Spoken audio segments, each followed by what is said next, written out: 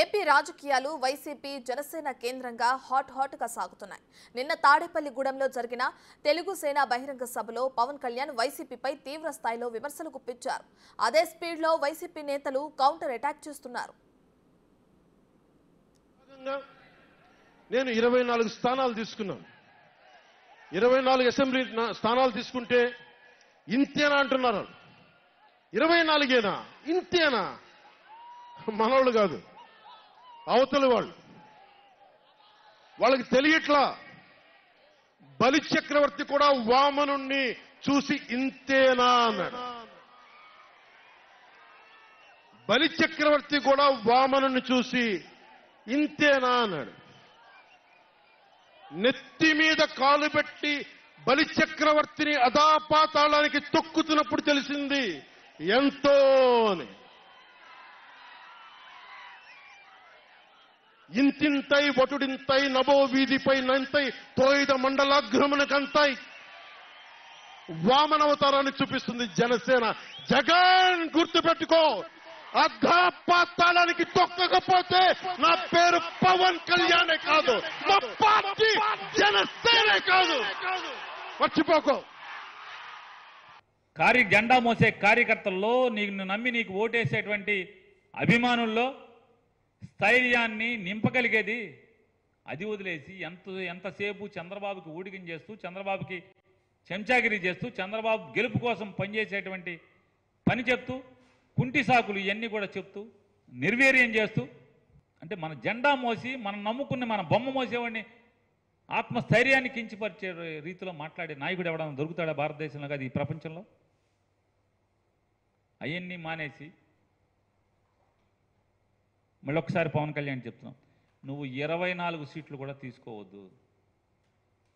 ఏమీ తీసుకోకుండా చంద్రబాబుకి పోటీ చేయి. మాకేంటి, చంద్రబాబుకి పని చేయి. నువ్వు సమాధానం చెప్పుకోవాల్సింది నిన్ను ప్రశ్నించే, నిన్ను అభిమానించే, నీ హితవు కోరే, నీ మేలు కోరే వాళ్ళకి తప్పితే జగన్మోహన్ రెడ్డి గారికి, వైఎస్ఆర్ కాంగ్రెస్ పార్టీకి కాదు. ఆయన ఇంతవరకు దాకా పిచ్చోడు ఉన్మాదపోడు అనుకున్నాం. ఇప్పుడు దానికి దాటి మాట్లాడుతున్నాడని అర్థం. పిచ్చి ఉన్మాదం దాటినటువంటి వాడు. ఎందుకంటే జనం ఎప్పుడైతే రాలేదో పాపం అది ఫ్రస్ట్రేషన్లోకి వెళ్ళిపోయాడు. ఏం మాట్లాడాలో కూడా అర్థం కాలే. అర్థం కాకుండా పిచ్చి పిచ్చిగా, ఎచ్చి పిచ్చిగా, ఒక స్థాయికి తగ్గట్టుగా ప్రవర్తించకుండా, అంటే నిన్న ఒక సందేశం ఇచ్చి వెళ్ళాడు, నేను పిచ్చోడిని, నాకు మీరు ఓట్లే బాకండి, నన్ను నమ్మి మీరు నడవబాకండి అని చెప్పి. అది దాని సందేశం. ఆయన మాటల యొక్క అర్థం ఏంటంటే, నేను నాయకుడిని కాదు, నేను పిచ్చోడిని, కాబట్టి ఇటువంటి పిచ్చోడిని నమ్మి మీరు ఎవరైనా ఓట్లు వేస్తారో వేయబాకండి అనేటువంటి ఆ సందేశాన్ని ఇవ్వడానికి వచ్చినట్టుకున్నాడు చంద్రబాబు నాయుడు. పాపం ఆయన ఏదో ఓట్లు ఈయనకి ట్రాన్స్ఫర్ చేయిస్తాడని అక్కడ గోదావరి జిల్లాలో సమావేశం పెడితే, మీరు నన్ను నమ్మి ఇతనికి ఓట్లు వేయబడలేదు అనేటువంటి ఆ సందేశం ఇవ్వడానికి వచ్చినట్టుగా పిచ్చి పిచ్చిగా మాట్లాడిపోయాడు తప్ప, అతను మాట్లాడేటువంటి మాటలు, స్థాయి లేనటువంటి వ్యక్తులు మాట్లాడేటువంటి మాటలు అసలు పట్టించుకోవాల్సినటువంటి అవసరం లేదు. స్థాయే లేనటువంటి వాడి గురించి అసలు మనం మాట్లాడిన దండగా. చంద్రబాబు నాయుడు ఇప్పుడు ఏదో చెప్తున్నాడు, నేను వామనావతారం ఎత్తి నొక్కుతాను. వామనావతారం అని నువ్వు దొక్కేది, నేను చంద్రబాబు నాయుడు దొక్కు వదిలిపెట్టాడు. వామనావతారం ఎత్తి కింద కళ దొక్కిపరిచాడు, నిన్ను నొక్కాడు. నువ్వు ఆ వామనావతారం నువ్వు ఎత్తి, చంద్రబాబు నాయుడు వామనావతారం ఎత్తి నిన్ను కిందకు దొక్కితే పాతాళ లోకానికి, నువ్వు వామనావతారం ఎత్తి నీ కార్యకర్తని, నిన్ను నమ్ముకున్నటువంటి నాయకులు వాళ్ళని పాతాళానికి దొక్కిపెట్టావు. ఇది మీరు చేసినటువంటి పనులు. ఏంటంటే ఆయన వామనావతారం ఎత్తాడు, నువ్వు వామనావతారం ఎత్తాడు, ఆయన నిన్ను దొక్కాడు, నువ్వు కార్యకర్తల నాయకులను దొక్కావు. తొక్కేస్తాడంట, అధపాతాళానికి తొక్కేస్తాడంట.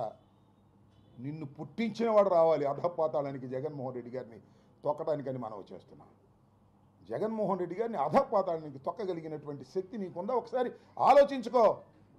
నీ అంతరాత్మను అడుగు. ఒంటరిగా గుండె మీద చేసుకుని ఆలోచన చేయమని మనవి చేస్తున్నా. జగన్మోహన్ రెడ్డి గారి గురించి మాట్లాడే నైతిక హక్కు లేనటువంటి వ్యక్తివి నువ్వు. తండ్రి మరణిస్తే రాజకీయాల్లోకి వచ్చి భయపడుకోకుండా ముందుకు వెళ్ళినటువంటి వీరుడు జగన్మోహన్ రెడ్డి.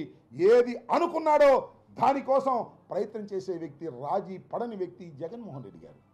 అలాంటి జగన్మోహన్ రెడ్డి గారిని పట్టుకొని ఇంకో మాట అన్నాడు, నేను నీకు తొక్కకపోతే నా పేరు పవన్ కళ్యాణ్ కాదని. నీ పేరు అసలు పవన్ కళ్యాణే కాదు, రాసుకో. వాళ్ళు చెప్తున్నా. ఒక పార్టీ ప్రెసిడెంట్గా ఉండి 24 సీట్లకే పరిమితం అయిపోయి మళ్ళీ క్యాడర్ని తిడతాడు. మనకెక్కడుందయ్యా బూత్ కమిటీలు, మనకెక్కడుందయ్యా మండల కమిటీలు? ఎవరండి డిజైన్ చేయాలి? మండల కమిటీలని ఎవరు ఏర్పాటు చేయాలి? బూత్ కమిటీలని ఎవరు ఏర్పాటు చేయాలి? పార్టీ ప్రెసిడెంట్ చేయాలి. నువ్వు పార్టీ ప్రెసిడెంట్ అని పేరుకే తప్ప ఏ రోజైనా పార్టీ నిర్మాణ పనులు చేసావా? నీ తప్పుని ఈరోజు కార్యకర్తల మీద, జన సైనికుల మీద రుద్దాలని నీ ఫ్రస్ట్రేషన్ని చూపించడం అనేది సిగ్గుచేటు.